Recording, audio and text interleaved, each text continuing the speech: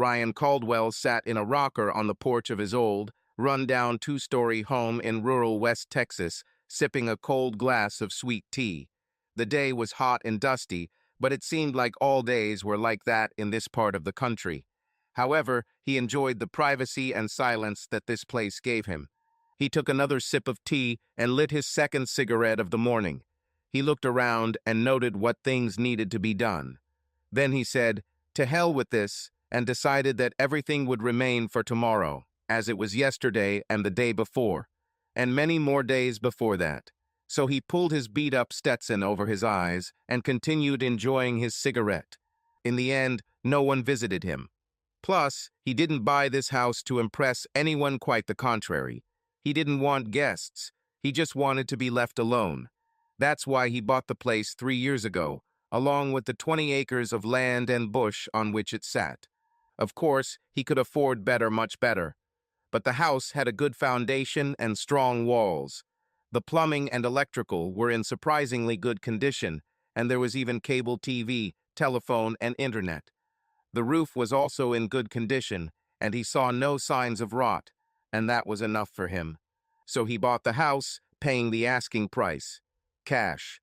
The realtor was happy, the seller was happy to get rid of it, and he was happy that he now had a place he could call home, even though it was essentially a wreck in desperate need of a paint job. His attention was suddenly drawn to a noise to his left. He turned his head and focused his one good eye on the cloud of dust at the end of his long dirt road. Who the hell came here, he thought. Concerned, he grabbed a loaded 12-gauge pump-action shotgun that was sitting against the wall next to him and placed it on his lap.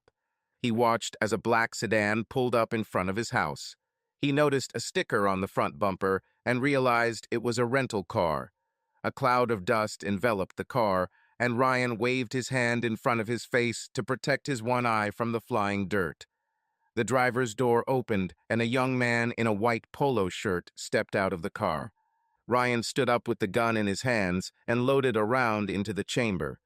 The young man shuddered when he saw the tall, thin man. A large bandage covered his left eye and partially hid the scar that ran down the left side of his face. A thick, dark beard covered the lower part of his face. However, the man knew it was Ryan Caldwell, even though the photo he had was taken over 10 years ago. "Are you Ryan Caldwell?" he asked nervously. Apparently, it wasn't a cop, Ryan thought. "Depends," Ryan said. "Are you some kind of salesman? If so, then I'm not going to buy anything." "I'm not going to sell anything, sir," the man said. "Then you must be fed, in which case there is no Ryan Caldwell here," Ryan said. "I work for the government, but I'm not here on official business," the man said. "It's a family matter." "I don't have a family," Ryan said. "We are talking about your daughter Sarah, sir," said the young man. "I told you I don't have a family," Ryan said. "My daughter died more than 10 years ago." That wasn't entirely true, and Ryan knew it. He did have a daughter, but she had been dead to him for about 12 years, since she was 16. "It's a matter of life and death, sir," said the young man. "You're right, kid," Ryan said. In these parts, calling someone a boyfriend was considered an insult and often led to a fight. "You can either get back in this jalopy and get out of here, or I'll put you down where you are." "Sir, please," the man begged, raising his hand. "Can you give me 5 minutes of your time?" 5 minutes, Ryan said. He was interested in what this young man wanted, and he certainly wasn't acting like a lawman or a fed. Not a second more. The young man nodded and took the briefcase from his car. "Can I go up there?" he asked Ryan. "It's terribly hot here." "Welcome to West Texas," Ryan said. "Come on, show me what you have." The young man hurried onto the porch, and Ryan pointed to a wooden chair. "Do you have an ID?" Ryan asked. The man pulled out his wallet and showed Ryan his ID. Ryan read the name out loud. "Robert Green, Ryan Reed. Is it really you?" The man nodded. "Yes, sir, it's me," he said. "Everyone calls me Bob." "So, Bob," Ryan said, "who do you work for? FBI? CIA? "I work for the Department of Commerce, sir," Bob said. "I do statistical analysis." "Ministry of Commerce. Statistical analysis. Sounds about as exciting as watching paint dry. And what does this have to do with me? None, sir, said Bob. As I said, we are talking about your daughter. Sarah, she's my wife. He pulled out another photo and showed it to Ryan. Ryan looked at the photo and recognized his daughter in her wedding dress. Bob stood next to her, smiling. He returned the photo back. Congratulations, Ryan said. But as I said, I don't have a family anymore. So you don't care if your daughter dies? Bob asked, visibly upset and unable to understand how a man could turn his back on his only child. Ryan looked at him before answering. She's been dead to me for over 10 years now, he said. Bob nodded, wiped away a tear, and began to stand up. Okay, he said, his voice filled with sadness. I'll tell her and our son. Sorry to waste your time, sir. Wait, Ryan said. Bob sat down again and looked at the old man. What's wrong with her? Ryan asked. She's in the hospital, Bob said. She was diagnosed with a very rare blood disease. The doctor said that if she did not receive a bone marrow transplant soon, she would die within 6 months. Ryan thought for a moment. His father died of a rare blood disorder many years ago. Although he was angry with his daughter, he did not like the idea of making her son, his grandson, an orphan. He knew what it was like to lose a parent. And you say that you have a son? Ryan asked. Bob nodded and pulled out another photo, handing it to Ryan. Yes, said Bob. He is 3 years old. Sarah named him Ryan after you. Ryan raised his head sharply in surprise. This made her mother very angry, but Sarah didn't care. Ryan chuckled. He could well imagine his ex-wife's reaction to this. What about Sarah's mother? Ryan asked. Could she become a bone marrow donor? The doctor tested her, but she wasn't compatible enough, Bob said. At best, it could give Sarah a few months, but nothing more. I see, Ryan said. So how did you find me? He asked. It wasn't easy, Bob said. It took me several months, even with the resources of the federal government at my disposal. You have proven difficult to find. That was the point, Ryan said. Did you tell anyone you found me? Not yet, Bob said. I wanted to make sure I really found you before I said anything. Ryan nodded. It was a smart move, he said. Did Sarah tell you what happened between her mother and me? She told me something, Bob said. She said that her mother left you for another man. She said she took her mother's side against you, and you didn't take it well. She also said she has regretted it ever since. She tried to contact you. I wrote several letters, but they all came back unopened. He opened his briefcase and pulled out a stack of letters, handing them to Ryan. Ryan looked at the letters tied with red ribbon. They all had a stamp on them. The addressee has dropped out. Return to sender. Is her mother still married to Jake Knight? Ryan asked. Yes, said Bob. But everything is bad for them. He beats her, and we think he's cheating on her. Ryan chuckled at the irony. The cheater gets cheated on. What a delicious, sarcastic pleasure, he thought. Why does she stay with him then? Ryan asked. Mostly because of the money, Bob said. Of course, Ryan thought. It was because of this that she went to him in the first place.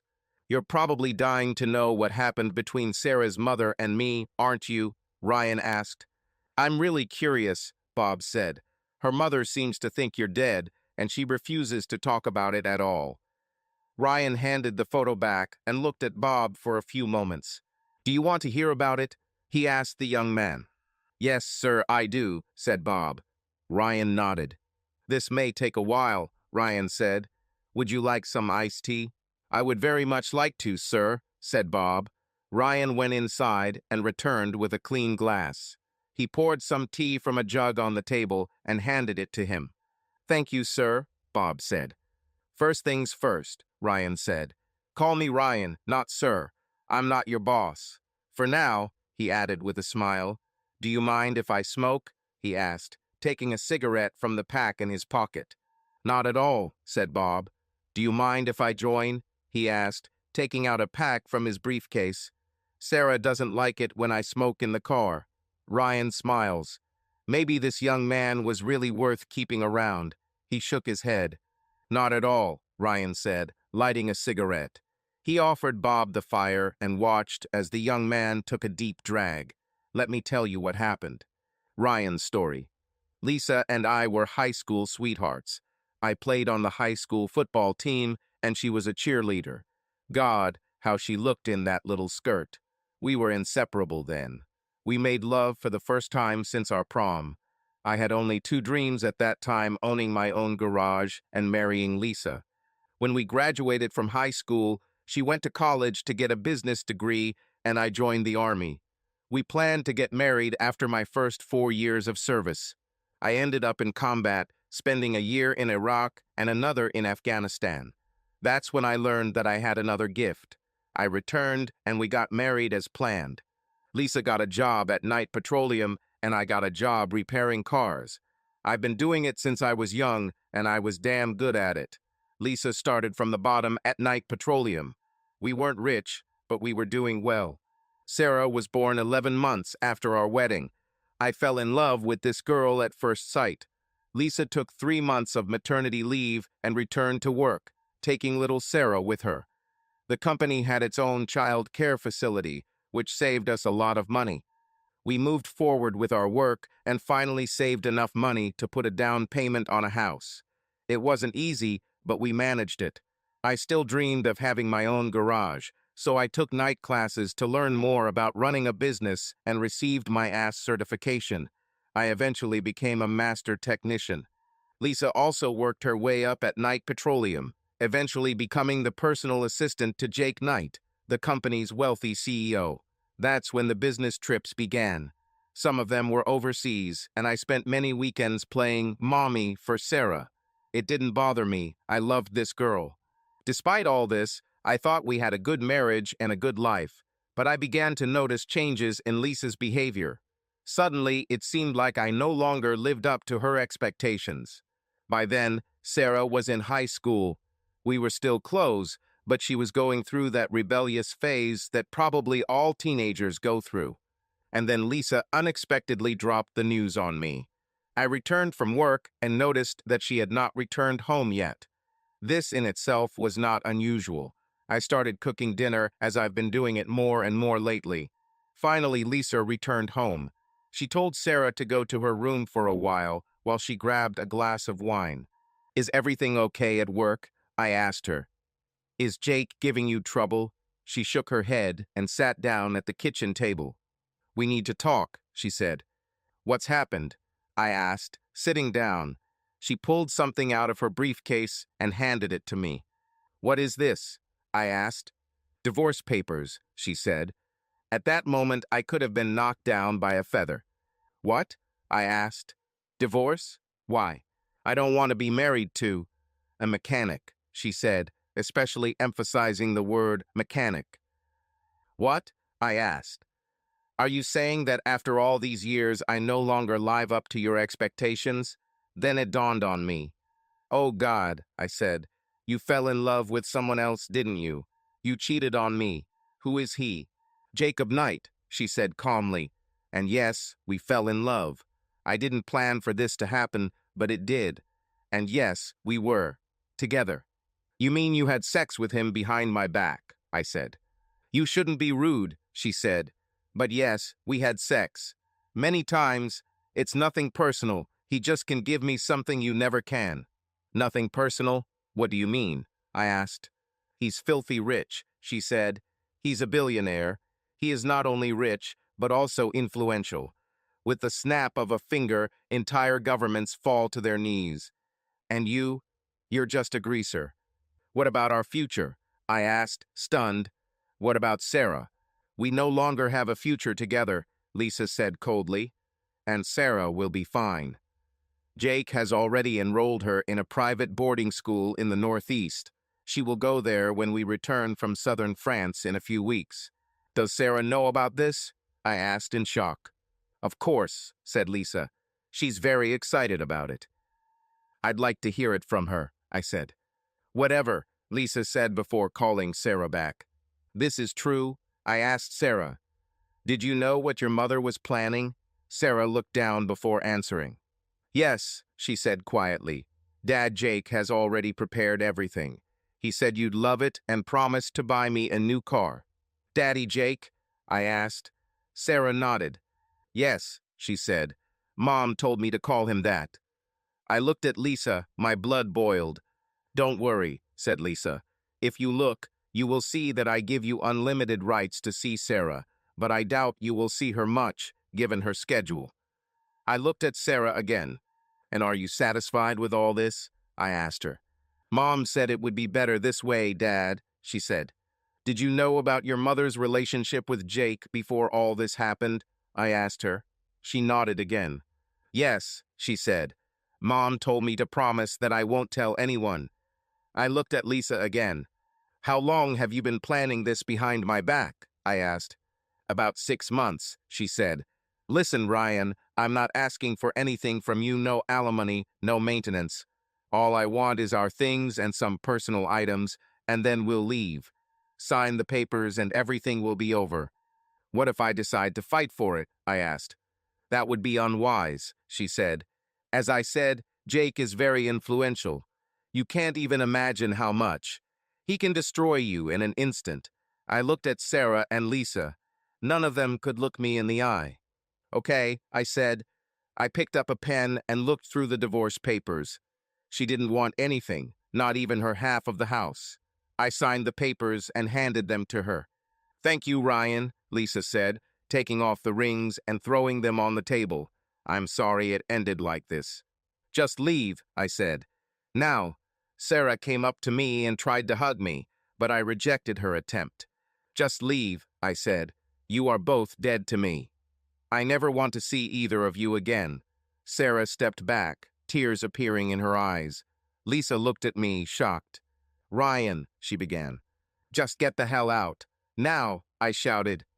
Tell Jake, if he tries to interfere in my life, I swear to God, I will kill him on the spot. They both left the house, and I never saw or heard from them again. After they left, I went upstairs and found that all their things were gone. Apparently, Lisa took them out while I was at work. I took a few days off and removed all traces of them from the house. Photos, clothes, everything they left behind was collected in a barrel and burned. I didn't want anything that would remind me of them. Without Lisa's income, it became difficult to pay the bills, so I sold the house and much of the furniture. I rented a one-room apartment and lived there for several months. I remember seeing an article about Jake and Lisa getting married after I received a final divorce decree. The photo in the newspaper was of Lisa and Jake, with Sarah smiling next to them. According to the article, Jake planned to adopt her.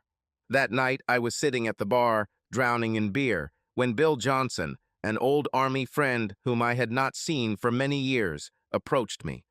Hey, Ryan, he said. How are you, man? He asked. I shook my head. It doesn't matter, I said quietly. I saw your ex get married, he said. This is bad. Isn't that your daughter with them? I don't have a daughter anymore, I told him. He offered me his condolences, and we chatted a bit while drinking. And then he voiced his idea. Listen, Ryan, he said. There's nothing keeping you here anymore. Why don't you join me? I'm recruiting a team for one thing, and I really need your help. What to do? I asked him. Mostly private security, he said.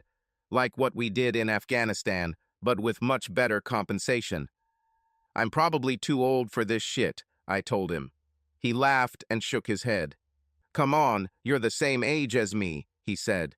You're still in good shape. A couple of weeks with me, and I'll get you in shape, no problem. I thought about this for a while. I had dreams, but that was when I had Lisa and Sarah. Now that they were gone, I had nothing left, not even a dog. To hell with it, I said. Okay, consider me in business.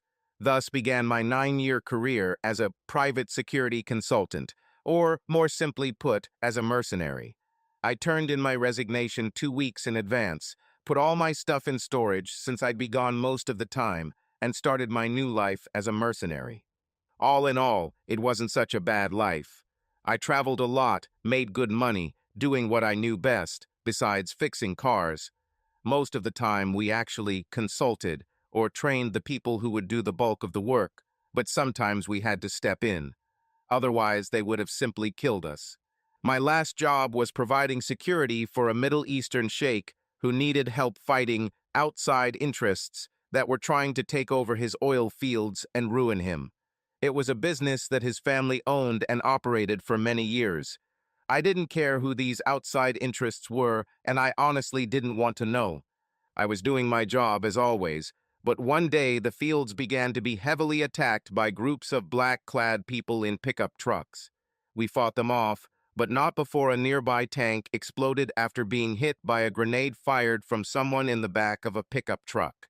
I woke up some time later, apparently in a hospital room, with half my head covered in bandages. I saw the Roman 4 in one arm and felt the tube in my mouth. After a while, a nurse came in and checked my vital signs. The doctor came in, examined me, and ordered me to remove the tube from my mouth. That's when I learned that I had lost my left eye. I was hit by shrapnel, apparently from an exploding tank. Apart from a ragged scar that ran down the left side of my face and a glass eye in my left socket, there were no other signs of serious damage. A couple of days after I woke up, the sheikh came to me. He told me that I had been in the hospital for several weeks undergoing reconstructive surgery. During this time, I was kept in a medically induced coma to aid the recovery process. He also gave me a very large bonus.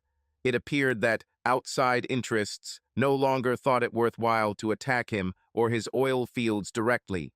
After this attack, the sheikh managed to negotiate terms that allowed him to remain in business and become even more profitable than before. As it turned out, the external interests were Knight Petroleum. "So Jake Knight knew I was working for you?" I asked. "It seems so," said the sheikh. "Your brave defense taught him to behave like a civilized man and not like a street thug. And for this, I am eternally grateful to you. I take it you know about him and my wife?" I asked. He smiled before answering. "Yes, I know about him and your wife," he said, handing me a folder with a dossier. "I'm used to knowing who I'm dealing with. As far as he knows, you didn't survive that attack. I decided not to tell him about it and never will. After all, I owe you the life and business of my family. Perhaps now you can live in peace." "I'll try," I said. He smiled and we shook hands.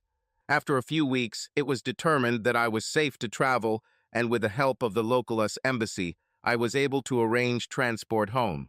I took my stuff out of storage, came here, bought this place, and here we are. Ryan looked at Bob as he finished his story. "Damn it. It sounds like something out of a movie," Bob said. Ryan grinned back. "Listen, it's late," Ryan said. "Why don't you stay the night?" "What about Sarah?" asked Bob. "I would like to think a little before making a decision. We'll discuss it in the morning," Ryan said. They walked into the house and Bob looked around at the empty walls and the sparsely furnished room. "It's like a cave in here," Bob said, his voice echoing off the bare walls. "I'm fine with it," Ryan said. "I don't need much. 4 walls and a roof to protect from the elements. You can sleep on the couch if you want. The bathroom is at the end of the corridor. Are you hungry?" "I could eat something," Bob said. "I don't have much food," Ryan said. "Mostly frozen dinners. I haven't cooked for a long time." "Okay," Bob said. "What do you have?" "Steak and gravy, macaroni and cheese, hot dogs," Ryan said. "I prefer to eat them raw. Choose." "Macaroni and cheese sounds good, please," Bob said. "Okay," Ryan said. "Give me a minute to heat this up in the microwave. You can turn on the TV, maybe there will be something interesting. Who knows?" Bob turned on the TV while Ryan put food in the microwave. After a while, he returned with 2 plates and handed one to Bob. "Don't you ever feel lonely here, all alone?" asked Bob. Ryan shook his head. "No," he said. "What about women?" asked Bob. "Have you dated anyone after the divorce?" "No," Ryan said. "Already been through this. I gave Lisa 20 years of my life, and what did I get in return? Never again. If things suddenly get hard for me, I'll go into town and rent a woman for an hour or two, if you know what I mean." Bob chuckled at this. "Trust me, son, at some point this will happen to you too." "Sarah will never do to me the way Lisa did to you," Bob said. I thought the same thing once, Ryan said. And what came of it? It's in their genes, son. It's better to protect yourself now. You probably hate women, Bob said. No, Ryan said. Only one or two of them. I trust the rest only as much as I can push them away. What about your dream of having your own garage? Asked Bob. It burned down, just like my marriage, Ryan said. What are your dreams now? Asked Bob. Wake up, live through another day, Ryan said. Although I admit, sometimes I fantasize about being alone with Jake for at least 5 minutes. Would you kill him? Asked Bob. I don't know, Ryan said. That would be very tempting, but I prefer the idea that he will suffer pain for the rest of his miserable life, constantly looking over his shoulder. They finished their meal in silence. Finally, Ryan got up and gathered the dishes. He took them to the kitchen, rinsed them, and put them in the dishwasher. Do you have a place to stay for the night? He asked, returning to the room. Not yet, Bob said. Then you better stay here, Ryan said. He took a blanket and pillow from the hallway closet and handed them to Bob. The sofa is quite comfortable. There is only one bed in the house, and I sleep on it. Feel at home. I usually get up around 6 o'clock. Good night. Good night, Bob said, getting ready for bed. He noticed that Ryan was holding the letters he had given him earlier and wondered if he planned to read them. The next morning, Bob was awakened by the smell of coffee and something he couldn't identify. Ryan walked into the living room and handed him what looked like an egg burrito. Good morning, Ryan said. I hope you slept well. Eat for breakfast. There is little taste, but it will charge you with energy. Thanks, Bob said, yawning. He took a bite of the burrito and put the rest back on his plate. Ryan was right. There was almost no taste, and the microwave tortilla had already begun to harden like a brick. What are your plans for today? Ryan asked. I'm going to take the plane back this morning, Bob said. I would like you to come with me. I thought so, Ryan said. I'm packed and ready to leave at any time. Bob looked and saw a duffel bag by the door. What time is your flight? The flight leaves at 11 o'clock, Bob said. We better hurry if you're going to fly with me. If you don't mind, why did you decide to do this? Letters from Sarah, Ryan said. I read them last night. I think she realized that what she did was wrong. I could tell you that, Bob said. Perhaps, Ryan said. But it's more important when it comes from her. How does she get along with her mother? Not very good, Bob said. She's polite, but she doesn't approve of what her mother did and isn't shy about telling her about it. And she can't stand Jake. Ryan nodded. Well, it looks like there's still hope for her, Ryan said. Come on, it's time for us to go. Ryan closed the house, making sure everything was locked, and after Bob showered and got dressed, they left. When they got to the airport, Bob returned the rental car and paid for it. Then they went to the ticket counter. While Ryan was buying a ticket with cash, Bob made a phone call. They met again and stood in line for security. Do you always carry a lot of cash with you? Bob asked quietly so that no one would hear. I prefer to pay cash for everything, Ryan said. It helps me stay under the radar, if you know what I mean. I see, Bob replied. Well, just be careful. Don't worry, son, Ryan said. I'll cover you. He smiled and winked at the young man, who simply shook his head. By the way, Dr. Fritz, Sarah's doctor, wants to meet you as soon as we get to the hospital, Bob said. Have you talked to him before? Ryan asked. Yes, said Bob. I also called Sarah and told her I was coming back. And no, I didn't mention you. I thought you might want to surprise her. Well done, Ryan said. They finally settled into their seats and the plane took off. Ryan was already asleep when the plane reached its cruising altitude, his beat-up Stetson low on his face. A couple of hours later, the plane began to descend, waking Ryan from his slumber. Their flight ended shortly after, and they exited the plane. Ryan followed Bob into the parking lot, carrying his duffel bag over his shoulder. They walked to Bob's car, a fairly new RAV4, and put their luggage in the trunk. They got into the car and Bob drove to the hospital while Ryan looked around. When they got to the hospital, Bob Lee Ryan inside and took him to Dr. Fritz's office, where he introduced the two men. Ryan shook the doctor's hand and sat down at his invitation. "I understand you are Sarah Green's father," said Dr. Fritz. "Right," Ryan said. "Her mother told me you were dead," said the doctor. "Well, her source was wrong," Ryan said. "I see," said Dr. Fritz. "I understand that Mr. Green told you about your daughter's condition." "Yes, I did," Ryan said. "And if there is anything I can do to help, I will do it." "I'm glad to hear that," said Dr. Fritz. "What Sarah needs most now is a bone marrow transplant." "Will this cure her?" Ryan asked. "I think it's possible," said the doctor. "I don't want to give false hope, but without this, she won't survive." "What do I need to do?" Ryan asked. "We will need to take your blood and run a series of tests to make sure it is safe and compatible," the doctor said. "Do what you need to do, doctor," Ryan said. "When will it be known exactly?" "We'll take the samples now and take them to the laboratory," Dr. Fritz said. "We will know for sure by noon tomorrow." "Okay," Ryan said. "Let's do this." Dr. Fritz smiled at this. He walked to the door of his office and called a nurse. He gave her a few instructions and turned to Ryan. "Just follow Nurse Black," he said. "She will take you to a room and draw blood. By this time tomorrow, come to me for the results." "Can I see my daughter when we're done?" Ryan asked. "Of course," said Dr. Fritz. "I'm sure her husband already knows the way." "Nice to meet you, Mr. Caldwell. See you tomorrow." They shook hands again, and the doctor left to attend to another patient. Ryan followed the nurse into a small room and watched as she prepared the test bottles. He hated needles and turned away as she prepared for the procedure. "Okay, Mr. Caldwell," she said, wiping his arm with an alcohol swab. "Now there will be a light injection, that's all." Ryan closed his eyes and was surprised that it didn't hurt as much as he expected. "Done," she said with a smile. "It wasn't that bad, was it?" she asked, sticking a bright patch on his hand. "No, it's not like that," he said.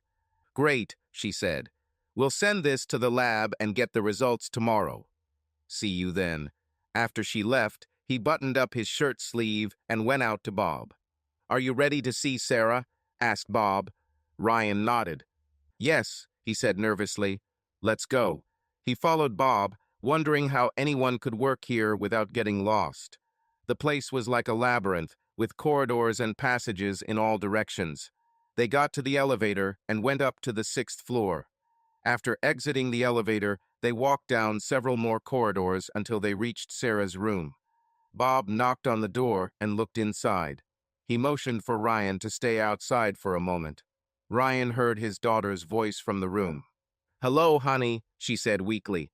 "I have a surprise for you," Bob said. "Oh, how great," she said. "You know that I love surprises." Bob motioned for Ryan to come in. He stepped into the room and saw his daughter for the first time in over 10 years. She was still very beautiful, although her skin was pale and blotchy in places. When she saw him, her eyes widened and her mouth fell open in surprise. "Dad," she asked, reminding him of what it was like when she was little. Tears began to form in the corner of his good eye as he looked at her. "Is it really you?" she asked. "It's me, Princess," he said, calling her by the nickname he used when she was little. As he approached her bedside, she raised her arms to hug him, tears streaming down her face. "I thought you died," she said, crying, hugging him tightly. "The rumors about my death were greatly exaggerated," he said, trying to joke. "What happened to you?" she asked. "Oh, is that what you mean?" Ryan asked, pointing to the eye patch. "Yes," she said. "Work injury," he said. "After you and your mother left, I traveled abroad a lot." "What were you doing?" she asked. "I was a private security consultant, so to speak," he said. "Sometimes things got, well, complicated." "Have you ever opened your garage?" she asked. Ryan shook his head. "No, never," he said. "After your mother left me the way she did, I lost all desire to open the garage." "Oh, Dad, I'm so sorry," she said. "I feel terrible about the way it all happened." "I know," Ryan said. I read your letters. So that's why they all came back, she asked. Yes, he said. I sold the house and got rid of everything after you left. There was no point in keeping him. Why have you never written to me? She asked. Well, when you left, I realized you didn't want to see or hear me, Ryan told her. Besides, I didn't have your address. Sorry about that, she said. I fell for all this nonsense from Jake, just like my mother. Will you ever be able to forgive me? I've already forgiven you, Princess, Ryan said, causing her to sob uncontrollably as he hugged her. It's okay, honey, he whispered, holding her in his arms and stroking her hair. Dad is here. Everything will be fine. A few minutes later, she tiredly lay back in her bed. Did Bob tell you what's going on? She asked. Yes, I did, Ryan said. I've already talked to Dr. Fritz. They took the blood and tested it to make sure it was compatible. If so, I will donate bone marrow for you. When will you know for sure? She asked. Tomorrow, Ryan said. Thank you, she said. I can never thank you enough for this. No need, Ryan said. Just get better, okay? And take care of my grandson. She smiled weakly and nodded. I will, she said before turning to Bob. Thank you for finding my dad, she told him. He smiled and hugged her as she cried again. You're welcome, he said. I promised I would find it, didn't I? Yes, I promised, she said. They heard the door open and turned to see who had entered. Although more than 10 years had passed, Ryan recognized the woman standing in the doorway, Lisa. She was still in good shape and looked quite attractive, but he noticed that her features were harder than before. Ryan, she asked, it's you? I thought you. Dead? He asked, finishing her sentence. Yes, she said. Jake said so. Well, I'm very much alive, no thanks to you, Ryan said, making her wince. Your husband did his best, but he missed. What do you mean? She asked, shocked. Oh, come on, Lisa, Ryan said. You know he sent those people to take me out in the Middle East. Apparently, he decided to kill 2 birds with 1 stone, but he missed. I don't know what you're talking about, she said. Bullshit, Ryan said. Can we talk somewhere private? She asked. Ryan looked at Sarah and Bob before answering. Of course, he said, standing up. He walked over to the nurse's station and asked if there was a private room somewhere they could use for a few minutes. Of course, the nurse said, pointing toward the small conference room. Just hang this on the door before you close it, she added, handing him a sign that read, occupied. Thank you, Ryan said, taking the sign. They entered the room and Lisa sat down while Ryan hung the sign on the door. He closed and locked the door before sitting down. Well, Ryan, Lisa began. What's happening? Why are you here? You are a smart woman, he said. Surely you can guess it yourself. Your brother-in-law found me and told me that Sarah needed a bone marrow transplant. She's still my daughter, despite everything you and Jake did to tear us apart, and I'm here to help her in any way I can. How much do you want? Asked Lisa. What? Ryan asked, shocked. You heard me, she said. How much do you want for your bone marrow? Isn't that what you're here for? Your garage is losing money, and you obviously need money, so you came here to see what you could get from me. First of all, bitch, Ryan said, emphasizing the word bitch, causing Lisa to recoil. I don't need your stinking dirty money. Secondly, our daughter is in the room right there, fighting for her life, so you can get off your damn high horse.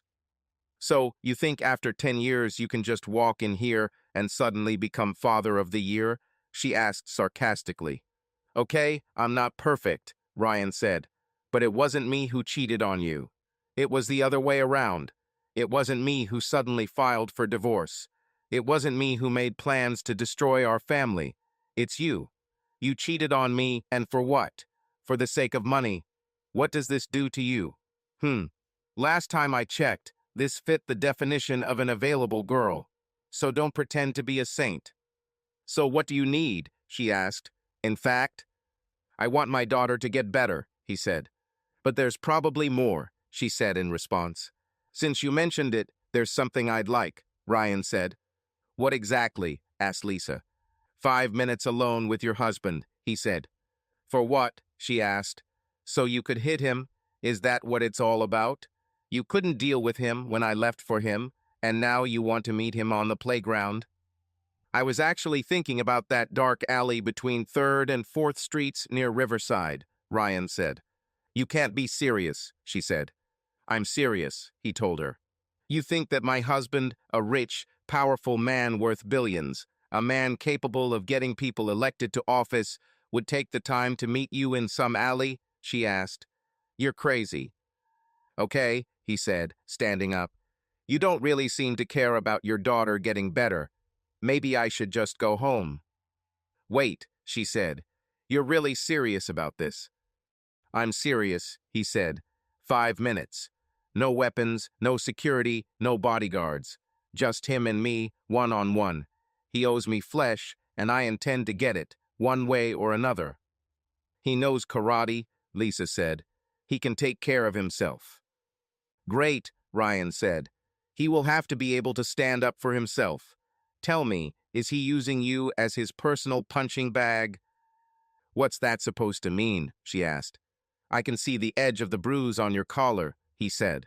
I also noticed a bruise on your arm. How long has he been beating you? She lowered her sleeve and turned away for a moment. It was an accident, she said nervously. I was clumsy and tripped. Ryan chuckled. Bullshit, he said. I know he beats you. Hell, as far as I can tell, everyone knows. Bob knows, which means Sarah knows too. Why are you staying with him? Because of money? That's the thing, right? That's all you ever needed. Listen, Jake has a lot of stress on him right now, she said. Sometimes he does things, but he doesn't really mean anything bad. Ryan shook his head. I don't believe a word you say, he told her. Why don't you pick up the phone and call him right now? Are you really serious about this? She asked. Do you really want to meet him in a dark alley so you can hit him? I plan to do more than just hit him, but yeah, Ryan said. When do you want to do it? She asked. Right now, Ryan said. She looked at him shocked. Who is this man? She thought. She took out her phone from her bag. Put it on speaker, Ryan said. She nodded, dialed the speed dial, and put it on speakerphone. What's happened? Jake asked when he answered the phone. Hi, honey, Lisa said. Sarah had someone visit her at the hospital, and he wants to see you right away. About? Jake asked. Who is this? This is, Ryan, she said. Ryan? Jake asked. Your ex? Is that the same Ryan? Yes, said Lisa. He is quite persistent. He wants to see you immediately. He says he only needs 5 minutes. Well, I'm not sure I can pull myself out right now, Jake said. I have a shareholders meeting today, and I have a lot to do. Listen, you little bastard, Ryan said. I have an account with you, and I want to meet you right now. Where? Jake asked. In the alley between 3rd and 4th Streets near Riverside, Ryan said. Do you know this area? Yeah, I know, Jake said. Okay, Ryan said. Be there. No security, no bodyguards, no weapons. Just you and me. Or are you too scared to meet a real man one-on-one? Maybe you prefer to hide behind your wife's skirts. Bastard, Jake growled. You said it right, Ryan said. Tell me, Jake, do your shareholders know how you destroyed my family? Do they know how you pulled off a deal in the Middle East 3 years ago? Do they know that you sent a command to kill your wife's ex-husband? Do they know about your extramarital affairs and the bastards you brought into the world? Do they know how you beat your wife? You fucking bastard, Jake growled. You don't dare bring this out in public. I will sue you for libel. You're wrong, Jake, Ryan said. I have a file on you, almost 3 inches thick, and I know several Wall Street Journal reporters who would love to get their hands on it. I think the guys from the SEC and DOJ will be interested in this too. So, are you going to meet me one-on-one, or should I make a call? Who are you, Jake? Man or a mouse? Okay, son of a bitch, Jake said. I'll meet you just like you said. Okay, Ryan said. And just so you know, if anything happens to me, my daughter or Lisa, This dossier will be sent to hundreds of media outlets and several federal agencies, not to mention your shareholders and board of directors, with photos and videos. Understood? Got it, Jake said, sighing. The call ended and Ryan looked at Lisa, who was looking at him in shock. Are you serious about all this? She asked. Absolutely, Ryan said. You didn't think that I'd been sitting with my hands folded all these years? I want to go with you, she said. I don't think that's a good idea, he told her. I don't care, she said. I also have the right to meet him. I take it you didn't know about all this? Ryan asked. She shook her head. No, I didn't, she said. At least, not about everything. Do you really have proof of all this? Of course, Ryan said. One call and it becomes common knowledge. It's definitely not going to be good for business. That bastard, she said quietly. Are you ready? Ryan asked. She nodded her head and stood up. Fine, let's go. I'll ask Bob to drive us. They left the room together and went to Sarah's room. Bob, I need you to take Lisa and me to an alley near Riverside, Ryan said. What? Asked Bob. Do you know this area? Ryan asked. Of course I know, but are you sure? Asked Bob. It's a pretty dangerous area. We won't be there long, Ryan said. What's happening? Asked Sarah. Just closing one question, Ryan said. Don't worry, we'll be back. I love you, Daddy, she cried. Ryan looked at her before answering. It had been years since anyone had told him that. I love you too, Princess, he said. Rest, we'll be back soon. They walked silently to Bob's car and got into it. Bob started the engine and looked at Ryan. What's happening? He asked. In fact, just a friendly meeting, Ryan said. Bob didn't believe him, but decided not to insist. He put the car in gear and drove off. They saw Jake's Jaguar parked at the curb and parked behind it. After stopping the car, Ryan looked around to see if Jake had posted guards or snipers. Seeing nothing, he got out of the car, as did Lisa and Bob. They entered the alley and saw Jake leaning against a dumpster, his expensive jacket slung over his shoulder. Stay here, Ryan told Bob. Keep an eye on the situation, and hold my hat. Bob took Ryan's beat-up Stetson and stayed behind, while Ryan and Lisa walked into the alley. Well, the cuckold is back from the grave, Jake said with disdain on his face. I thought you died 3 years ago in the Middle East. It seems like if you want something done well, you have to do it yourself. Seems like it, Ryan said.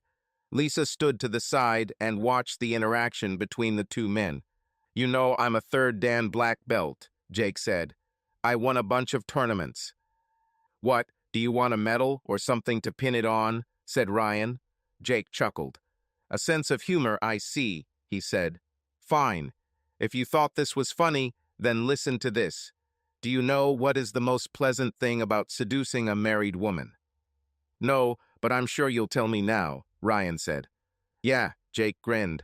The best part is knowing she'll come home with it, and her unsuspecting hubby will have sex with her the same day or night. So Lisa was just a toy for you, Ryan asked. She was the best piece of ass I ever had, Jake said. I spent 6 months watching her slowly lose her love and respect for you. Then I talked to your daughter, made her agree to my little plan to ruin your life. So you just used them for your own satisfaction, Ryan said. Jake shrugged. Yes, he said. And you know why? Because I could, and I still do. Sorry, Lisa, I didn't mean to reveal my cards like that. It was just sex. But I still love you. You're a fucking piece of shit, she said.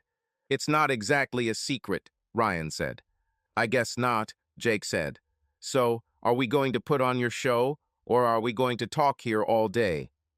Show me what you can do, Ryan said. Jake grinned and took a fighting stance. Ryan shook his head and chuckled. Jake kicked, but Ryan easily blocked it. Boy, using these Oriental martial arts against me will cost you dearly, Ryan said. Jake grinned and rushed at Ryan, but he was ready, since Jake had given away his intentions in advance. Ryan was like lightning, striking the throat, solar plexus, and finally the groin. As Jake crouched, Ryan grabbed him and ran towards one of the brick walls lining the alley. Ryan threw him to the ground. I can't breathe, Jake said breathlessly. Ryan ignored him and began to press his knee on the other man's throat.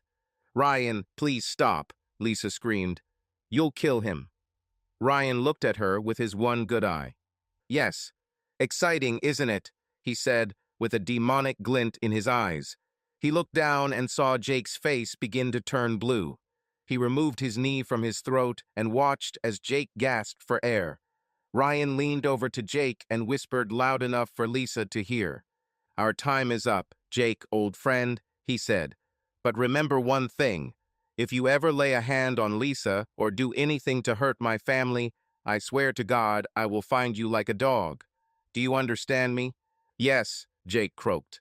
Yes, what? Ryan growled. Yes, sir, Jake said. Ryan nodded.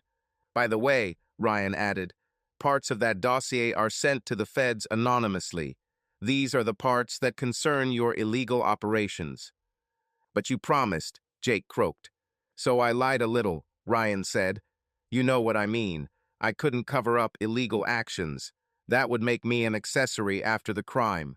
Good luck, did you understand that? And remember, I wasn't here. Ryan stood up and looked at Lisa. So this shit is the man you and Sarah left me for, he said, kicking Jake in the groin again. I hope it was worth it. By the way, you should probably call an ambulance. Looks like he slipped on something. Part of me wants to leave him here to die, she said. But that wouldn't be right, would it? Ryan shrugged. I will call, but it will be the last thing I do for him. Maybe I'll say he slipped on a banana peel. Ryan smiles. You can take his Jaguar to the hospital, Ryan said.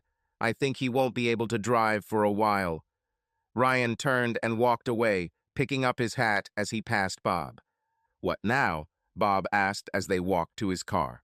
There's a Holiday Inn Express a few blocks down the road, Ryan said. Take me there, please. A little later, Ryan picked up his hat and was about to leave for dinner when there was a knock on the door.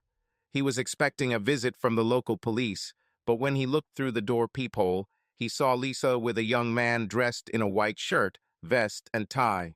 He wondered what she wanted and opened the door. It's good that you're here, Lisa said. Can we come in for a while? Ryan looked around and saw no one else, noticing a cart between them. I was just about to get something to eat, but yeah, come in, he said, opening the door and stepping aside. You can put this on the table, Lisa said to the man with her. Yes, madam, he said, rolling the cart towards the table. As Ryan watched, the man took 2 covered dishes out of a box on the cart and placed them on the table. He placed the ice bucket on the table and opened a bottle of wine, pouring it into 2 glasses, which he placed next to the covered dishes. When he had finished setting the table, he removed the lids from the dishes. Guinea fowl, said Lisa. This is one of my favorite dishes, served with steamed carrots, onions, mushrooms, and rice pilaf, and a good Cabernet Sauvignon. She turned to the man with her. Thank you, Raoul, that's all. I'll return the dishes myself. As you wish, madam, the man said quietly. Enjoy your dinner, sir, he told Ryan. Thank you, Raoul, Ryan said. The young man turned and left the room, pushing the cart in front of him. Ryan looked at Lisa. You shouldn't have done that, he told her. I didn't, she said.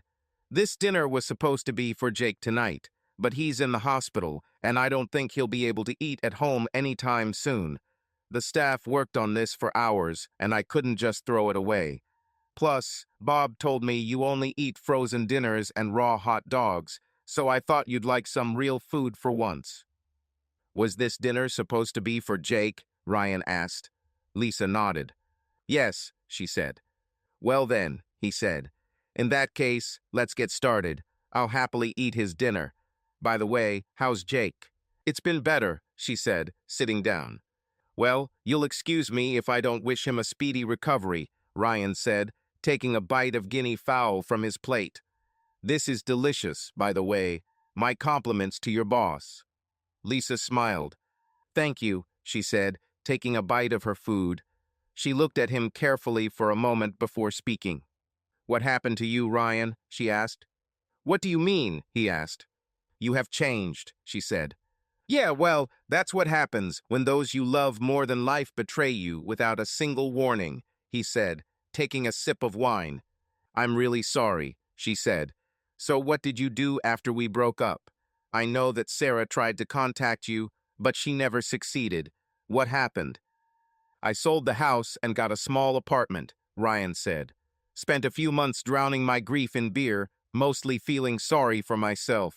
When I saw the article about your wedding to Jake, I went to the bar to get drunk. Met an old army friend, and he recruited me for a job. Spent the next 9 years working as a security consultant. By whom? Asked Lisa. A mercenary, he said. A soldier of fortune. By the way, I made pretty good money from this, and it gave me the opportunity to vent some of the anger I felt toward you three. You must have hated us, she said. You have no idea, he said. Every time I pulled the trigger, I saw you, or Sarah, or Jake. Oh God, she said. Ryan, I'm so sorry. I didn't realize it would hurt you so much. I thought you would just find another woman and move on with your life. Ryan shook his head. No, he said. Don't get me wrong. I met a lot of women, even slept with a bunch of them, but I'm done with the relationship. Having been burned once, I am now careful. What about now? She asked. Is there anyone in your life right now? Girlfriend or something like that? Ryan shook his head. No, he said. I tried it once, but it didn't work. Like I told Bob, if I get really sick, I'll go into town and hire someone for a couple of hours. You must be very lonely, she said.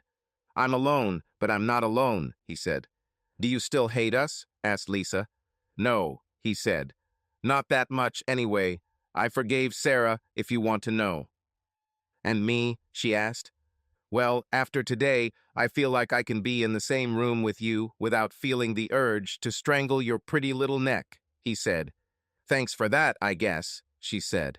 You forgave Sarah, why not me? I read her letters, he said.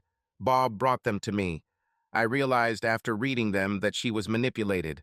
After all, she was young, inexperienced, and impressionable. You and Jake took advantage of this. He lured her with promises of expensive cars, expensive education, and trips to luxurious places, and I could not compete with that. She matured and realized that she had done wrong. She tried to tell me then, but I never received her letters. I'm sure if I knew how to use email, she would have contacted me anyway. Hell, I didn't even know how to use a computer, let alone email. I didn't even know how to use a cell phone. By the way, I still don't have it. He took a sip of wine before continuing. You, on the other hand, didn't have that excuse, Ryan said. It wasn't like you were drugged with something, used or blackmailed. He seduced you and you went for it. Then you helped him turn Sarah against me. It's not something I can just forgive or forget. You destroyed me. On purpose. Believe me, it would be better if you just shot me in the head. I never thought about it like that, she said. I'm really sorry. Anyway, my last job was working for an oil sheikh in the Middle East, Ryan said.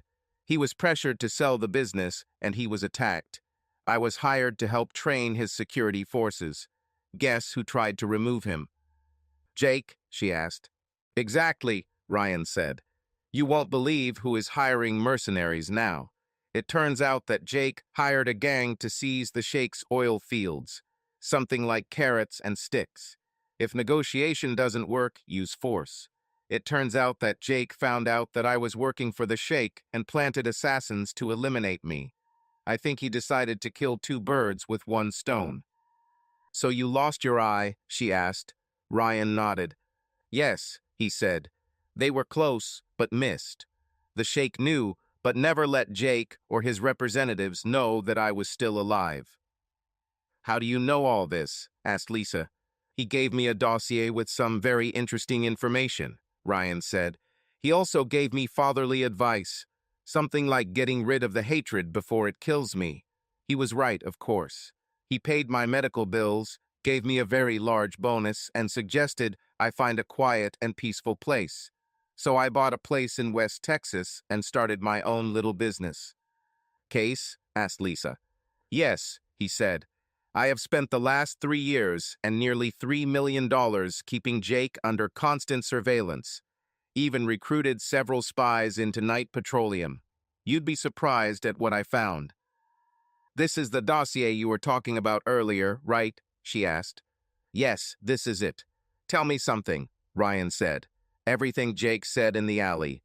This is true. Did you really do all this? Did you really do all this to me? Her face turned red, and she looked down for a moment before answering. Yes, unfortunately, it's true, she said quietly.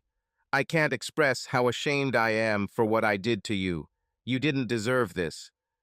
Imagine it happened the other way around, Ryan said. What if I cheated on you? How would you react? I would be furious, of course, she said. I know it sounds hypocritical. Because that's what hypocrisy is, he said. Now, what if I told you that I have irrefutable proof that Jake actually cheated on you?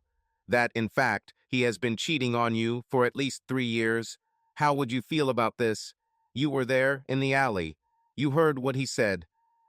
I'd like to see that evidence, she said. Ryan took a notebook out of his bag and handed it to her. Here you go, he said. Written reports, DVDs of photographs and videos, even certified copies of his children's birth certificates and DNA test results proving he is their biological father. I was told that this evidence is more than enough for the judge to grant you a divorce on the grounds of adultery. She flipped through the pages of her notebook, amazed at what she was reading. Finally, she closed the notebook and wiped a tear from her eye. It hurts like hell, doesn't it? He asked. Yes, she said quietly. I suspected it for a while, but I had no proof. That must have made you happy, didn't it? I have to admit, when I first heard about it, I was a little excited, Ryan said. A cheater being cheated on by the person she cheated with in the first place. This is poetic justice. Then I remembered how I felt the first time. At least I told you, she said. 6 months later, Ryan replied. By the way, how did this happen? How did he manage to turn you two against me? Do you want the story in detail? She asked. No, a short summary will do, he said. It all started after I was hired as his personal assistant, she said. At first he was professional, friendly, and polite. Then he began to show charm. You know, I accompanied him on business trips around the world. We stayed in the best hotels and ate in the best restaurants. I've met a lot of what you would call scum celebrities, members of Congress, business tycoons, heads of state. I even met the president once. Jake started making little statements here and there, telling me that this could be my life if I wanted to.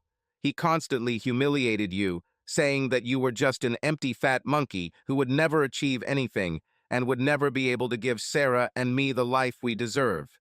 After a while, I began to see you for what he was. I don't know exactly when it happened, but I lost all respect for you. On the one hand, I knew you worked hard for Sarah, and I did, and I knew you. I had your dream. But on the other hand, I knew Jake was right. I think sex just happened. She looked at the floor, her face red with shame. I'm so sorry, Ryan, she said. Now I realize I was just a selfish bitch. Right now, all I can do is hope that one day you can forgive me. I am not your spiritual father, he said. When did this pressure on you start? About 4 or 5 years ago, she said. I accused him of having an affair. I didn't have any evidence, just a rumor I heard in the office. We had a big fight, and he hit me hard. I told him that if he ever hit me again, I would divorce him. This did not happen again for some time. He didn't beat me, but he beat me up pretty bad. Now this happens about once every couple of weeks. Why didn't you call the police? Ryan asked. You could throw him in jail. I was afraid, she said. I saw what he did to people, and I didn't want to die. Dead? He asked. She nodded her head. He was the one who told me you were dead, she said. The way he said it scared me. He never gave any details, but somehow I knew he was involved. Got it, Ryan said. By the way, there's something else I think you should see. He pulled an envelope from his duffel bag and showed her the letter inside. It was a letter that Sarah had sent him several years ago. He pointed to the paragraph he had highlighted. "I hate this here," Sarah wrote. "I hate Jake and I hate Mom. He's creepy, Dad. You have no idea. He stares at me all the time and makes rude remarks about my body. I swear, if he touches me, I will kill him. I wish you were here so I could kick his ass. I tried to tell my mom, but she never listens." Lisa returned the letter, and a tear rolled down her cheek. "Oh God," she said, "my own daughter hates me." "I don't think she feels that way anymore," Ryan said. "Judging by the postmark, it was written about a week after she turned 18. However, it gives some insight into your family life at that time. Have you ever noticed anything in between?" Lisa shook her head. "I don't really remember," she said. "But she was right. I was very busy with his money. I remember her saying something to me about it at the time, but I just chalked it up to teenage rebellion and brushed it off. I guess I should have listened to her." "Basically, you looked and thought the grass was greener on the other side of the fence, and then you found out it was full of chiggers and ticks and snakes," Ryan said. "Yes, almost," said Lisa. "So, what are you going to do?" he asked. "I'm not expecting another divorce, but I can't go on like this," she said. "Well, whatever you do, you better do it quickly," Ryan told her. "As soon as the feds get what I sent them, all this bullshit will fall." "What things are we talking about?" she asked. "Mostly these are financial issues. It's beyond my understanding. There are also bribes to foreign officials and some other things like attempted murder and conspiracy to commit murder. By the way, against me. My lawyer tells me Jake could end up in jail for a long time, and Knight Petroleum could end up in the scrap heap along with Enron. Once they get going, they can easily freeze all your assets," Ryan said. "So if I were you, I'd strike while the iron is hot. Get everything you can before the feds close in." "You're probably right," she said. "I'll call my lawyer in the morning." "I think it would be smart," Ryan said. "Why are you doing this?" she asked. "That is, help me, after what I did to you." "It's easy," Ryan said. "Sarah will need all the help and support she can get, and she has a young man who needs his grandmother. Do you think maybe when this is all over we can, Lisa began before Ryan interrupted her. "What? Together again?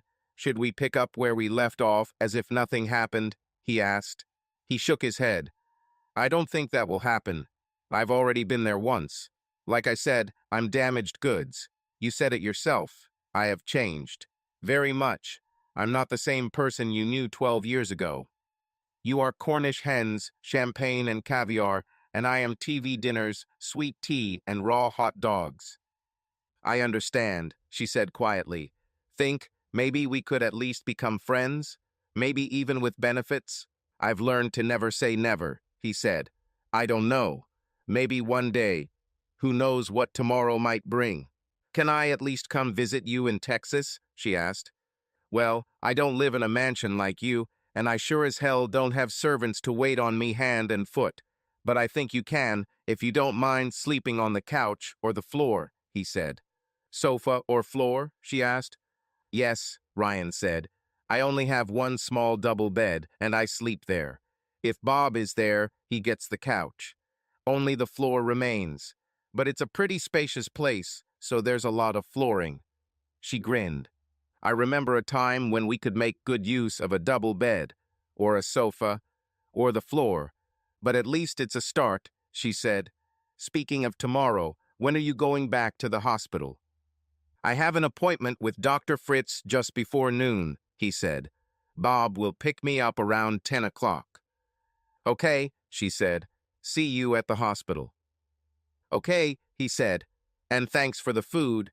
It was the best thing I've eaten in years." She smiled and kissed him on the cheek. "Why don't you let me help you carry this to your car?" "That would be nice," she said. "Thank you." They collected the used dishes, made sure the wine was sealed, and took everything to her car. After he was loaded and secured, Lisa looked at Ryan one last time. "I'm really sorry I ruined everything," she said. I hope that one day you can put aside your hatred for me and learn to forgive me. One day at a time, Ryan said. This meal was a good start. Thanks again. Any time, she said, hugging him. She was surprised that he hugged her back like he always did. She got into the car and a tear rolled down her cheek. How could I be so stupid and selfish, she thought to herself. He waved goodbye to her and watched her drive away, then lit a cigarette and returned to his room. The next morning, Bob arrived promptly at 10 o'clock and they headed to the hospital. Heard you had dinner with Lisa last night, Bob said. Yes, Ryan replied. She brought a guinea fowl. Good food, huh? Asked Bob. Say what you want about Jake, but his chefs sure know how to cook. Did you and Lisa have a chance to talk? Yeah, we talked, Ryan said. I think we got off to a good start. For Sarah and little Ryan, he added, and Bob smiled. Of course, said Bob. They got to the hospital and went to meet Dr. Fritz. Mr. Caldwell, the doctor said as they entered, please come into my office. They entered his small office and the doctor closed the door. Well, what do you say, doctor? Ryan asked. Good news, Mr. Caldwell, said Dr. Fritz. You're perfect. Great, Ryan said. When do we start? I booked the operating room for 13 o'clock today, the doctor said. We will put you and Sarah under anesthesia at the same time and then begin the operation. The doctor continued to explain the procedure, which Ryan found quite painful. Don't worry, said Dr. Fritz. You will be under anesthesia the entire time. We will leave you overnight to control the pain. It will hurt quite a bit for a while, but it will pass. How soon will we know if it worked? Ryan asked. We'll find out pretty quickly after the operation, the doctor said. Okay, Ryan said. Can we go up to Sarah? Of course, said Dr. Fritz. But we'll need to get you into the hospital pretty soon, so don't be late. Got it, Ryan said. He stood up, shook the doctor's hand, and they left. They went to Sarah's room and told her the news. Oh, thank God, she said. They told me that we could be prepared for surgery very soon. Have you talked to Mom? Ryan asked. Yeah, she stopped by earlier and said she was going to see her lawyer, Sarah said. Is she going to get a divorce? I think so, Ryan said. Finally, she said. Bob told me what you did to Jake, she added. From what I heard, you were too soft on him. Your mother said he might be paralyzed from the waist down, Ryan said. He got off easy anyway, she said bitterly. I think the real fun is just beginning, Ryan told her. Do you mean there will be something else? She asked. Ryan smiled and winked at her, making her smile back. Wonderful, I can't wait. After they had talked for a while, Dr. Fritz came in with several nurses. It's good that you're all here, said the doctor. It's time to get you ready. Mr. Caldwell, please go with Nurse Jacobs. She will check you in and take you to your room. Okay, Ryan said. He leaned towards his daughter and hugged her, kissing her on the cheek. It's time, he said with a smile. She smiled back. Everything will be fine, he said. He followed the nurse to a table near the nurse's station. Having filled out what seemed like a whole stack of papers, he was shown into a room, handed a hospital gown, and told to undress. Since we will need access to the pelvic area, you will need to completely undress, the nurse said with a somewhat sinister smile. When he was ready, they inserted an Roman 4 into his arm and checked his vitals. Soon he was taken out of the room into a rather cool operating room. He had already been given a sedative, and he could feel its effects. Dr. Fritz looked at him, and Ryan realized that the doctor was smiling. Are you ready? Asked the doctor. Let's do this, Ryan said. They put something on his face, and he fell asleep. The next thing he remembered was waking up in his room. It took him a while to come to his senses, but when he did, he felt pain in his hips. The doctor warned that this would happen. A few minutes after waking up, Dr. Fritz entered the room and examined him. How do we feel? He asked. Ryan laughed quietly to himself. Why do they always use we? He asked himself. My thighs hurt like hell, Ryan croaked. That's normal, said Dr. Fritz. We'll give you something for the pain. Usually, in such cases, we send patients home, but since you came from out of town, I will leave you here overnight to monitor your recovery. How is Sarah? Ryan asked. I think she'll be fine, the doctor said. It's too early to tell, but she's responding better than we expected. Ryan nodded. When can I see her? He asked. Not until tomorrow, said Dr. Fritz. I want you both to recover a little first. Rest now, Mr. Caldwell. I'll check on you later. A nurse came into the room, checked his vitals, and gave him a pill for pain. Rest, Mr. Caldwell, she said. If you get hungry, just call the kitchen and tell them what you want, okay? Thank you, he said, falling asleep. A couple of hours later, he woke up and looked at the menu. He called the kitchen, placed his order, and an employee brought out his food: meatloaf, mashed potatoes and gravy, and green beans. It was a little better than the frozen dinners he was used to, but not by much. However, it satisfied my hunger. He had just finished when he heard a knock on the door. Come in, he shouted. Bob and Lisa entered the room. They took seats on either side of him. How do you feel? Asked Lisa. Whines, he said, but otherwise it's fine. The doctor says I will be discharged tomorrow. Okay, said Bob. How is Sarah? Ryan asked. Bob nodded. She feels better than expected, he said. The doctors are very optimistic. That's good news, Ryan said. He looked at Lisa before speaking again. How are you doing? Tense, she said. I met with my lawyer this morning and started the divorce process. I also started the process of dividing the property. This is a community property state, so theoretically I am entitled to half of all our property. The only catch is the prenuptial agreement he made me sign, but my lawyer thinks he can get around it. Then you should be fine, Ryan said. Theoretically, said Lisa. Let's see. This will not be an easy divorce, certainly not like ours. I doubt it, Ryan told her. I'm also getting a restraining order to keep him away from me, the house, and Sarah, she said. I think there will be no problems with this. Have you seen Jake yet? He asked. Not yet, she said. I'm not going to see him until he's given the documents.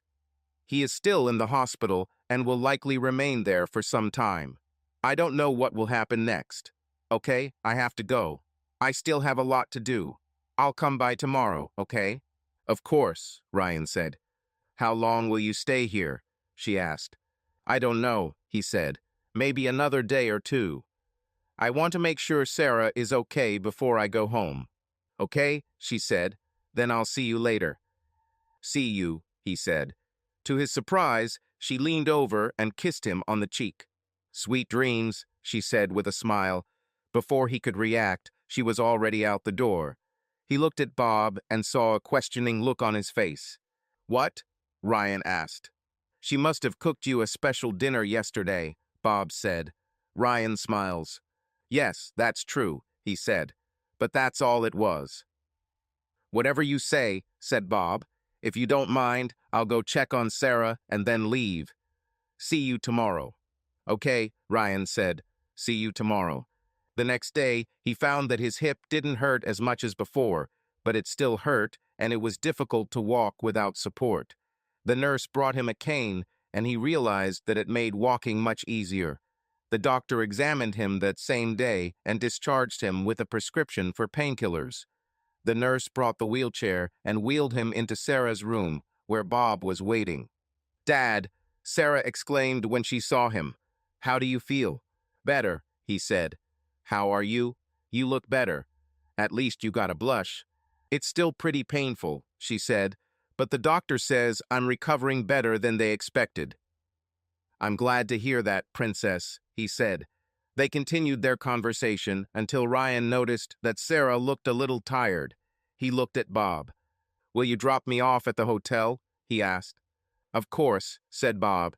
They said their goodbyes, and the nurse drove Ryan to the patient drop-off area where Bob had parked his car. Can you manage to get to your room? Asked Bob. I can handle it, Ryan said. They gave me pills and a cane, so everything will be fine. Okay, Bob said. I'll pick you up tomorrow at 10 o'clock. Yes, Ryan said. It will do. See you tomorrow. Ryan got out of the RAV4 and headed to his room, leaning on his cane. That night, while lying on his bed in his pajamas and watching TV, he heard a knock on the door.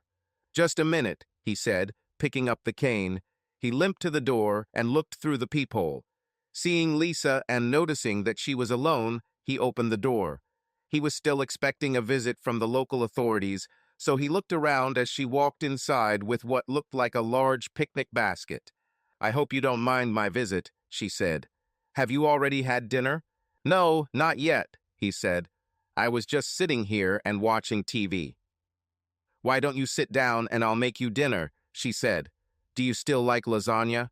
"I love it," he said. "Great," she said, placing the basket on the bed. Opening it, she took out a portable tray and placed it on the bed in front of Ryan. She then pulled out a covered plate and cutlery, placing them on the tray in front of him.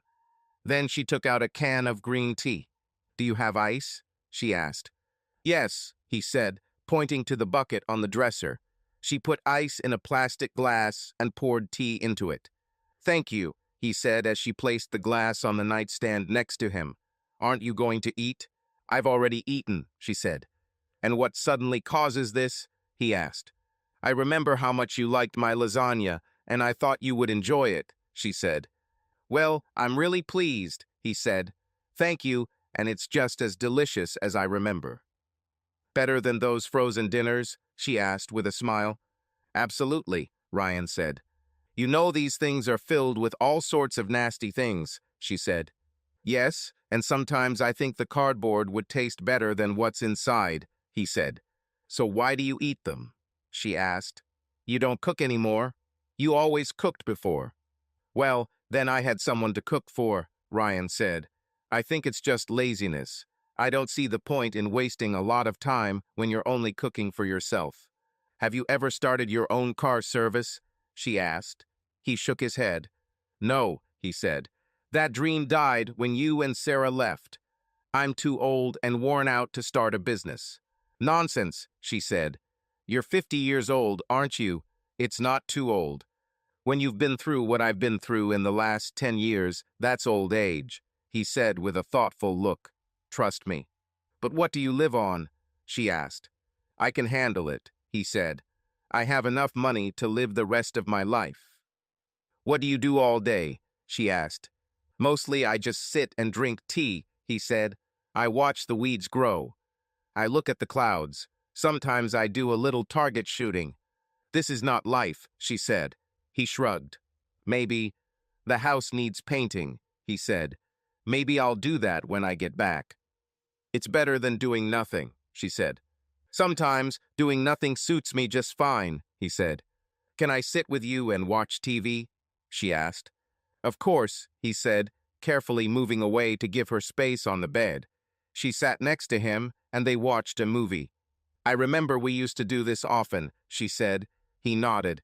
He remembered this too. "I loved it when you sat down and rocked Sarah to sleep. She looked so innocent, with her little arms wrapped around your neck.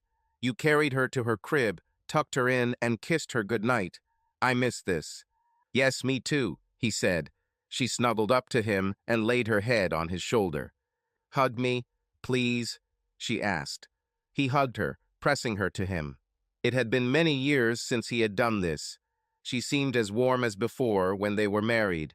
She suddenly burst into tears, sobbing on his shoulder. He held her close and let her cry. "Sorry," she said, wiping tears from her face. "I miss this with you so much. I don't remember Jake doing anything like that. I really ruined everything for everyone, didn't I?" "I won't argue," he said. She cried a little more as he silently held her. They watched another program, Lisa resting her head on Ryan's shoulder. After the program ended, she sat down and looked at him. "It's time for me to go before it's too late," she said. "I really enjoyed spending this time with you." "Me too," he said. "And thanks for dinner again. It was delicious." "Please," she said, "can you do something for me?" "What exactly?" he asked, afraid of what she might ask. "You said the other day that little Ryan needs his grandma," she said. "He also needs his grandfather. Do you promise to be there for him? And for Sarah?"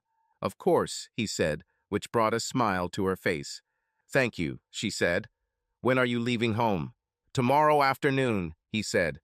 Bob will pick me up in the morning, and I will say goodbye to Sarah and then return home. Okay, she said. Don't disappear, okay? I won't, he said. She kissed him on the cheek, gathered her things, and left. The next day he found that the pain had subsided, but he still needed a cane to get around. After breakfast, Bob came in and helped him with his things. He checked out of the hotel, and they headed to the hospital. When they entered Sarah's room, he saw a little boy next to her bed. He knew from the photo he had seen earlier that it was her son, Ryan. The boy looked up as they entered. Ryan, Sarah said, this is your grandfather. His name is also Ryan. Why don't you come over and say hello? Hello, sir, said the little boy. Are you really my grandfather? Ryan sat down and smiled, looking at the baby. Yes, I'm your grandfather, he said. What happened to your eye? The boy asked, pointing to Ryan's eye patch. Well, I lost it, Ryan said. Do you want me to help you find him? Asked the boy. I'm very good at finding things. Ryan laughed. I'm sure you're doing a good job, Ryan said. But no, this is not necessary. He hugged the boy and turned to Sarah. How do you feel? He asked her. You look better than yesterday. Still sore and weak, but getting better, she said. They will leave me here for a few days to monitor my condition. That's probably reasonable, Ryan said. They talked for some time until Lisa arrived. After everyone had talked, Bob looked at his watch. I guess it's time to take you to the airport, he said. Ryan looked at his watch. You're right, he said. He stood up, hugged his daughter, and kissed her on the cheek. Get well soon, princess, okay? He said.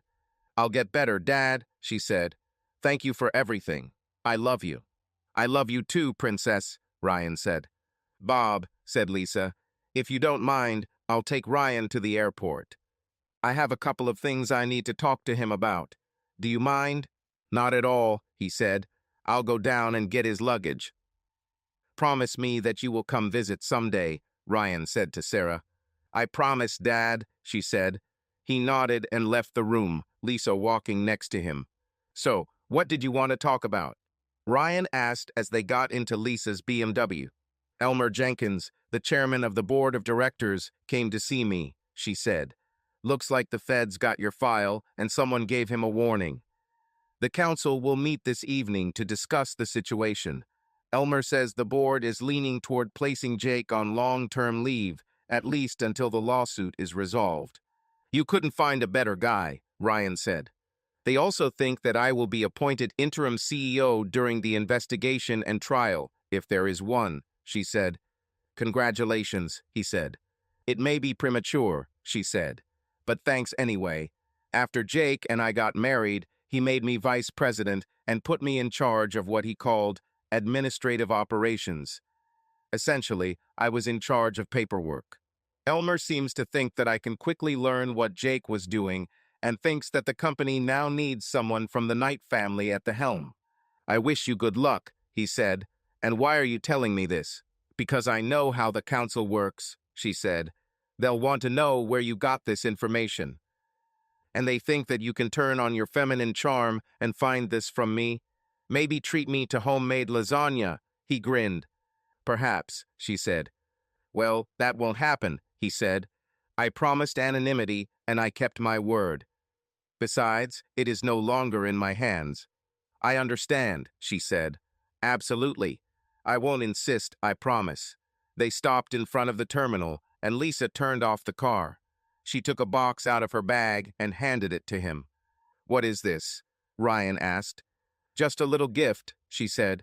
I know you don't have a phone, so I bought it for you. This is the latest model with all the features.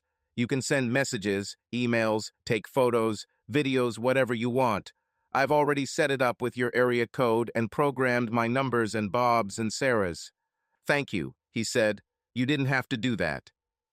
I know, she said. But you promised to keep in touch, and I think this is the best way. Are there instructions here? He asked. Of course, she said. Great, he said.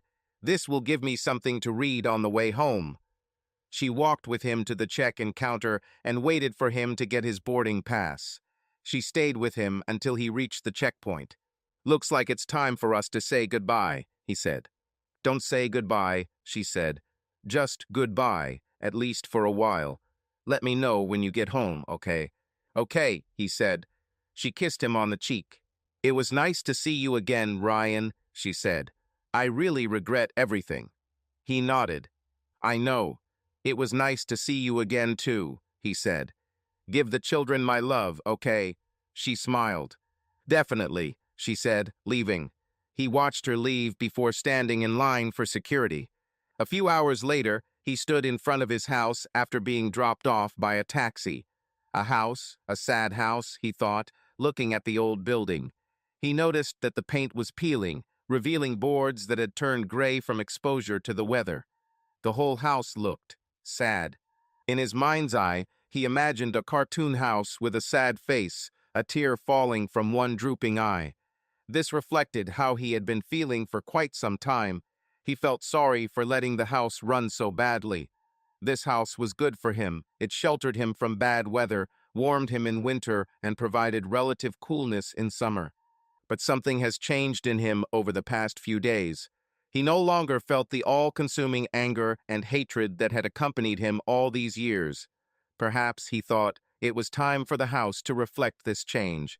"Looks like it's time we both got our act together, old friend," he said to no one in particular. In his imagination, the face of the house smiled and the tears disappeared. He took out his phone and was surprised that it had a good signal. It took him a while, but he sent messages to Lisa, Sarah, and Bob saying he had arrived home safely. "Thanks for letting me know," Bob replied. Sarah sent the same message, adding, "Love you," with a smiling face emoji. Lisa also thanked him for the message. He took his cane and bag and went inside.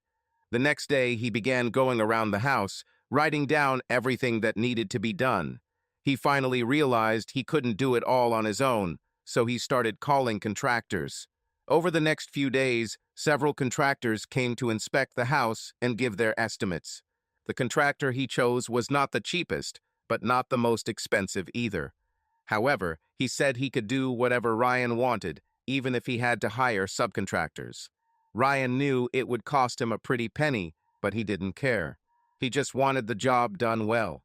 Ryan originally wanted the house painted, but the contractor suggested replacing the old boards with siding.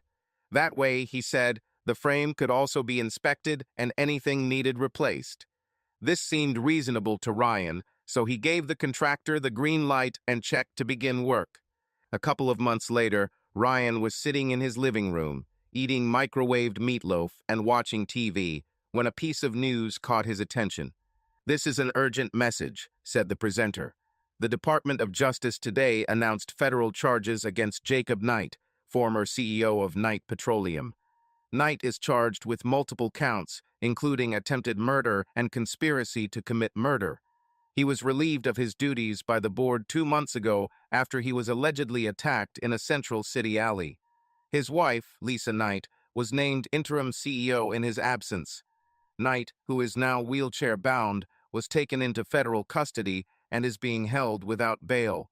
A few minutes after the message, his phone rang. He noticed that it was Lisa's number and answered the call. "Have you seen the news?" she asked. "I just saw it," he said. "What do you think?" she asked. "I think he's still as dangerous as ever," Ryan said. "Maybe even more. Be careful." "I will," she said. "How are you?" "Everything is fine," he said. "Just finishing work on the house." "I can't wait to see what you did with the house," she said. "I saw the photo you sent." He looked rather sad. "Yes, it was so," he said. "So what else did you want?" "Now that he's been charged, you can hear from the feds," she said. "They are interested in the attempt on your life. I just wanted to warn you." "Thank you for this. I was waiting for this," he said. They ended their conversation and Ryan finished his dinner. The next day, he received a call from Mike Gregory, his lawyer in town, asking him to come over. "I have 2 federal agents here," he said.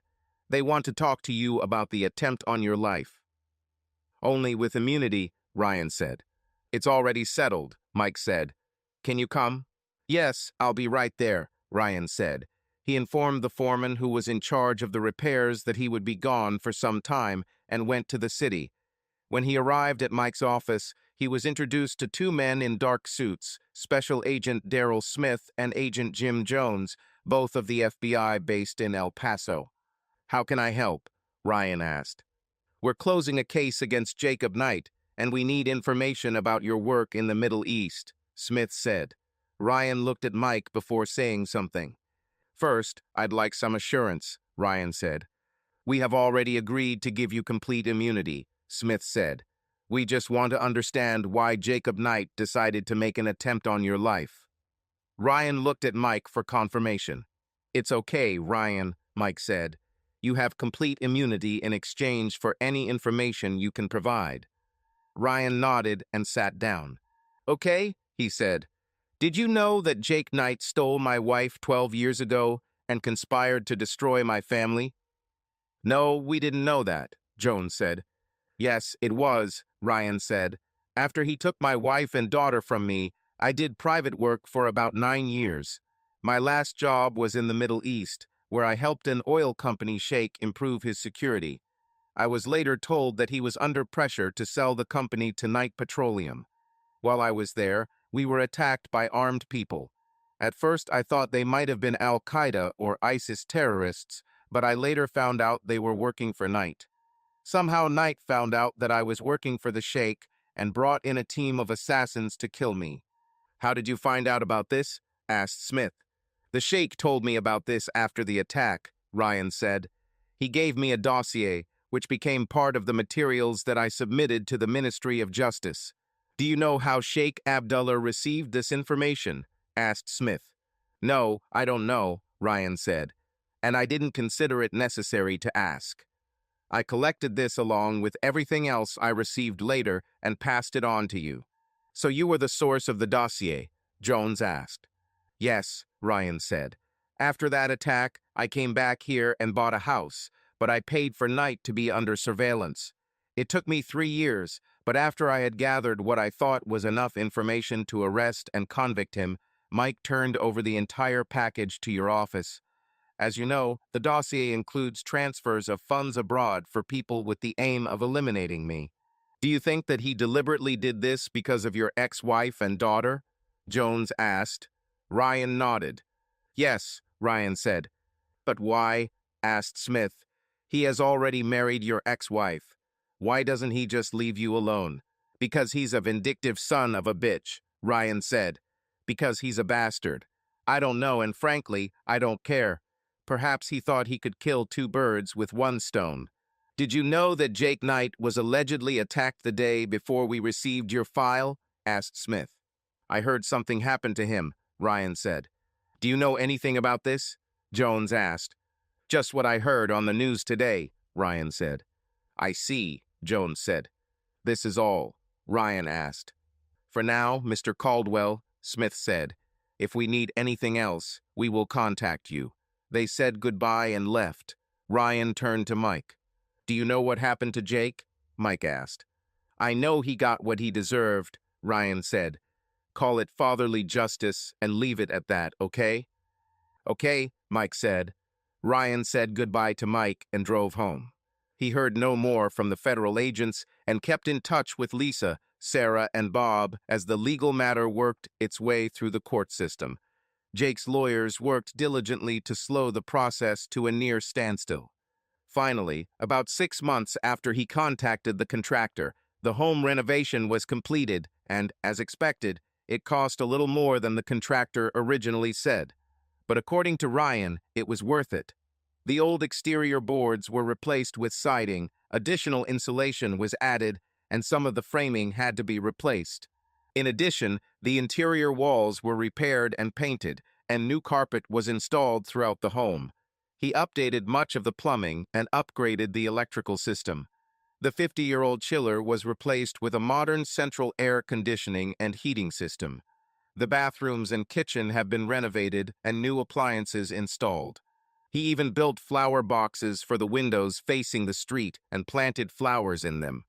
The old garage was demolished, and a new one was built in its place, with a door leading to the kitchen. Feeling inspired, he built a white fence around the front yard and replaced the gate.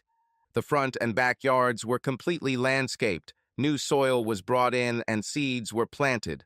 Trees were brought in and planted to shade the house and yard. The yard was now lush and green, and Ryan realized he would need to buy a lawn tractor to maintain it. He even installed a pool in the yard, thinking little Ryan might like it if he ever came to visit. He also bought new furniture for the house, replacing his old single bed with a king-size bed, and furnished the other 3 bedrooms in case Sarah, Bob, and Lisa came to visit. "You have a really nice house here, Mr. Caldwell," said the contractor, admiring his work. "The foundation is in good condition, and most of the frame is also in good condition. If you ever decide to sell it, you can get great money for it." "Thank you," Ryan said, "but I think I'll keep it." After the contractor left, he looked at the house and took a photograph. In his imagination, the house seemed to smile at him, and he smiled back. He walked inside and admired his newly renovated home. Smiling, he was preparing to send the photo to Sarah, Bob, and Lisa when his phone rang. The number was Sarah's, so he answered the call. "Dad," she cried, "you need to get back quickly. Please hurry up." "What happened, Princess?" he asked. "Are you sick again?" "No," she cried. "This is Mom. She was wounded. Doctors don't know if she will survive." "I'll be there as soon as possible," he said, ending the call. Subscribe to our channel so that your love doesn't cheat on you, and go ahead and listen to the next story, because this story is nothing compared to the next one. If you're under 18, don't even think. Click to the next one. Click to the next one. Click to the next one. Click to the next one. Click to the next